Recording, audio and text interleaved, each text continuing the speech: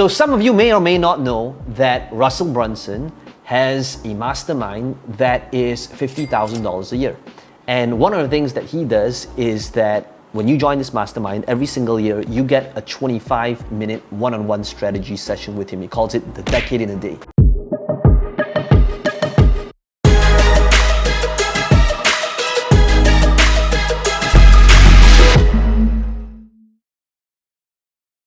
And I've been part of this mastermind when it first started out in 2016. Back then it was $25,000 a year. And ever since, I've been a part of that mastermind for 5 years running. And today, the good news is that every single time I sit on that call with him, as you can guess, if you're paying that kind of money, you better be paying attention, right? So every time I get on a call, I would be taking intense notes. And today, for the first time ever, I've actually never revealed this today ever before, but you're gonna see exactly what my top takeaways are from these strategy calls in the last 5 years, every time I did that yearly call with him. In fact, right now at the $50,000 level, Russell doesn't even do it anymore. It's $150,000 a year for that category kings if you want to be able to have that one-on-one session. So the question is, obviously at that amount, it's obviously out of reach for you commoners. I mean, plebs, ordinary people. And that brings us to number one. Number one is polarity. Now, what is polarity? You might notice one of the things that Russell does pretty frequently is utilizing this element in marketing. So he says things like, websites are dead, right? Now, I don't consider myself as a polarizing person, but I understand the importance of utilizing polarity in marketing, whether it's a pattern interrupt to deliver that shock and awe, whether it is to take a stand, right? Notice like that joke that I did, chances are it's gonna, some of you might have a good laugh, some of you could be offended. And the people that is offended will probably be like, how dare this guy call me a commoner, right? Well, some people will have a good laugh.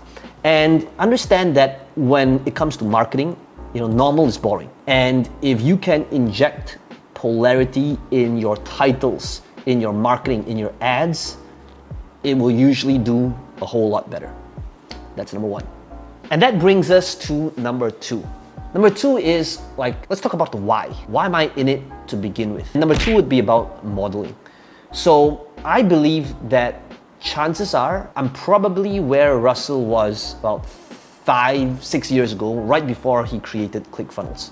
And I would say that we're doing pretty similar things if I were to compare my journey with him 5-6 years ago. So when it comes to modeling, and this applies to all areas of life, I'm always thinking about who's that somebody that has done what it is that I want to be able to achieve, but rather than making the mistakes on my own through trial and error, through failing my way to get that result, is there a specific way I can get a specific shortcut to model somebody that's already done it?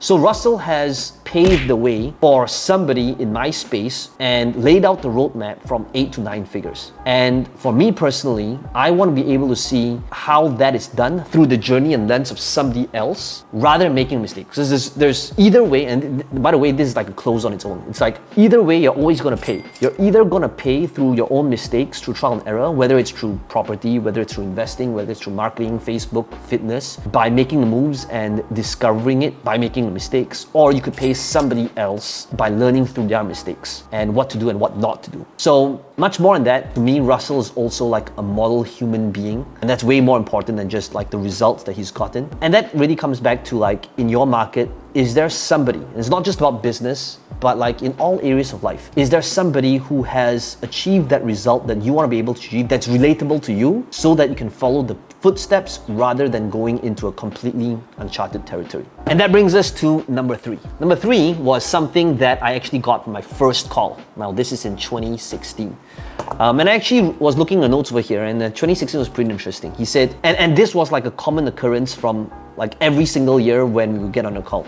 And this is gonna be surprising, but in every call, it wasn't necessarily about just what to do, but it was also about what not to do. And in pretty much every call, it was about doing less, like cutting out offers and cutting out funnels. Because as an entrepreneur, chances are you could be, we have this shiny object syndrome, right? Well, I wouldn't say we, but I have a shiny object syndrome. And to me, like I'm getting all these different ideas and like everything's always a great idea. right? And so if you're like me and everything that falls away seems to be a great idea, one of the things that I can tell you firsthand is that the thing that has cost me most in life is when I lose focus. Is when I'm thinking, oh wow, this is amazing. Let me take on this thing, this project, this client, this JV partner, and trying to do so many things that sometimes I lose focus of that main thing. So on these calls, it's usually about getting focused on what is that core thing and to focus on that thing where everything else you build around in your business still ends up focusing on promoting that thing. Does that make sense? So it's like for ClickFunnels, ClickFunnels is the end game. It's right. It's the $97 per month recurring. Every single month, that's the end game. And single thing is built around that end game. So whether it's the free plus shipping funnels, it's to promote the end game. Whether it is the coaching clients and the high ticket and the mastermind, it's still at a deeper relationship from the people that utilize that software, right? So ultimately on every single call, I've realized, ever since 2016, the thing that I wrote here is my realization, and this is not from Russell, it's this. I realized that the journey from 0 to maybe 6, maybe even 7 figures is about saying yes, right? Probably to 6, saying yes. It means like if you're just starting out, chances are you want to say yes to every opportunity, every podcast invite, everything that comes your way, every opportunity. Why? Because chances are that's when you want to be able to explore and see which ones stick, which ones work to give you feedback. But I realized that scaling from 7 to 8 and to 9, it's about now understanding what to say no, right? So initially it's all about saying yes, and eventually it's just constantly saying no. And the more often than not, it's about constantly saying no to the JV requests, saying no to opportunities, saying no to joint ventures, saying no to building all these new funnels and offers, but really focusing on the main thing and making the main thing the main thing. If you think about it, it's like in the year 2020, last year, and depending on when you're watching this, Russell put Inner Circle on pause for a year. And he said during that time, he wanted to be able to focus on the main thing. And if you think about it, Inner Circle, like then it was already $50,000 a year. And there's 100 people in there, and literally Russell pretty much said no to $5 million of free money. And that's like, to prioritize, going from 9, I'm guessing from 9 to 10 figures. So doing less, and that's number 3. That brings us to number 4. And number 4 is about company valuation. And it is about building and growing and scaling your business as though you want to sell it, even though you have no intentions on selling it. So let me give you an example. So what I wrote here was, in one of the calls I said, like I noticed, right? Initially, it's our face in the videos, in marketing, on the funnels. And the reason why that's usually the case, it's because it's fast, it's agile, low cost, you don't need to jump through hurdles, you don't need feedback from others, you just go do it. So it's the easiest, fastest way to begin and to accelerate the entire process. But eventually, it's about removing yourself. So the thing that I'm constantly thinking about when it comes to removing myself is to remove myself from the things that either I'm weak at or I'm not enjoying the process. So to me, in-house, I have this terminology, which is I should be focusing on the 3 C's. And the 3 C's is creative, coaching, and content. These are the 3 things that I enjoy doing, that I want to do, that I don't want to let go just yet. So for now, that's why I'm still shooting these videos. But at the same time, I'm thinking about like, what are the things that I don't enjoy doing, that doesn't fuel me? And how can I systematically remove myself from it as though I want to sell the company, even though I have no intentions of selling the company? So an example would be like the daily huddles, which is the meetings that my team does on a daily basis. I don't join any of those huddles, and I haven't done so in about 4 years. So you got to think about like, how do you grow and scale your business by turning it into revenue that has got valuation. So the example that I wrote here was like, so Russell mentioned like for ClickFunnels, the majority of their income that has valuation is the SaaS income. SaaS meaning software as a service, right? That is when that revenue has got 10 times more revenue than the book sales or the coaching sales. So the way I look at it was the note that I put here is, right, and tying back to number 2, which is modeling, it's kind of like what Tony Robbins does, right? Tony Robbins, he does his events, he does his books, seminars, very much like Russell, but that's not the end game. That is to fund and create opportunities to either fund or invest in businesses that has valuation. So that's number 4. Number 4 is about thinking about how to give your company valuation by transitioning either what it is that you do that has got no valuation into income that has valuation, and setting up your business to run without you as though it's a sellable business even if you have no intentions of selling. And that brings us to number 5. Number 5 that I wrote here, I think this was like from 2018. My call in 2018, it was about culture building. That's what I wrote down. Like culture building. And the thing that I discovered on the call is that I was so fascinated from the fact that 2018 was the year I spoke at Funnel Hacking Live. And you could see from the crowd that was at the event, I would say more than half of the crowd, they were all proudly wearing like the funnel hacker, I'm a funnel hacker t-shirt. And if you think about it, it's like ClickFunnels is just another boring software company, right? The point I'm trying to make is like there's a lot of companies out there that makes page builders, but ClickFunnels is not just another page building software, even though functionality wise, it might be the same. And if you think about it, it's not about the t-shirts, right? Microsoft is t-shirt, but you don't see people who use Microsoft products, right? Proudly wearing a shirt saying, I am a Microsoft lover, right? Well, maybe a few weird people, right? But in most cases, you don't see people, proudly wearing that shirt as though it's this superhero cape. So it means that what they have successfully done is taking a commodity, which is another boring software company, and turning it into a community-driven thing that fuels the values, that has got us like a set of values, core values, and that is what sets them apart. That's what's taken them from red ocean to blue ocean. And you can see that there's a lot of people in the community, especially at that's thriving, that's taken their business to 8 figures and beyond, how they've utilized this process well. So the question that I'm thinking is always about community building. And I guess like this is a thing that was my biggest takeaway in 2018. And how can I take our services, our training, our products, and constantly think about transitioning from red ocean to blue ocean by building culture. Now this could be a totally different topic for a different video. And by the way, before I continue with the future points, let me know in the comments below. If you're enjoying this video, first of all, do smash the like button. It does help this channel out, and subscribe.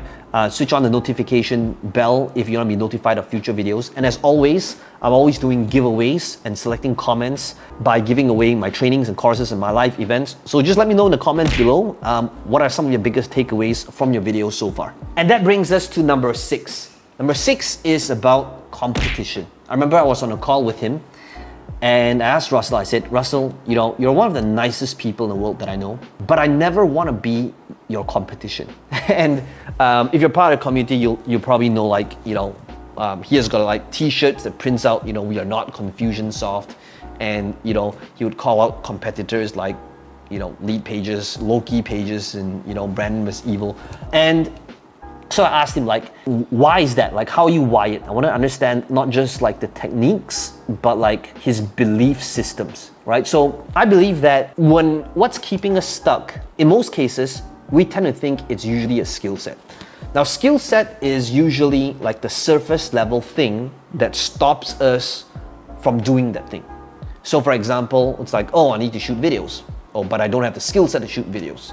Right? Or I want to be able to build funnels, but I don't have the skill set to do this, right? Could be anything in life. But what we're going to realize is that the true reason why we don't have that result is not just skill set. Skill set is just the first thing.